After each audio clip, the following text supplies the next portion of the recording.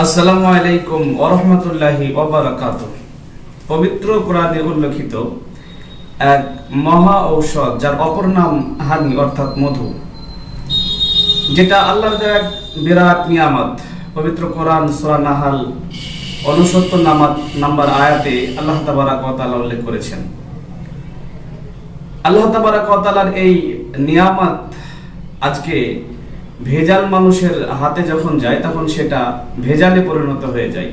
এটা বড় পরিতাপ এবং দুঃখের বিষয়। সাথে সাথে একটা আনন্দের বিষয় হচ্ছে যে এই আল্লাহ তাআলার নিয়ামত আজ আপনারা পাবেন ইনশাআল্লাহ খাঁটি, যেটা গ্রামগঞ্জে, পাহাড়ে, জঙ্গলে, গাছে মৌচাক আমরা দেখতে পাই। সে মৌচাক থেকে একেবারে ন্যাচারাল নেওয়া হয়েছে এবং প্যাকেজ করা হয়েছে। দেখতে পাচ্ছেন আমার হাতে, এটা আপনারা পেয়ে যাবেন। স্ক্রিনে হোটেল টাকা নাম্বারে যোগাযোগ করুন, আর আব্দুল কাইয়ুম ভাই ওনার সঙ্গে যোগাযোগ করুন। আপনারা একেবারে খাঁটি মৌচাকের ন্যাচারাল মধু পাবেন।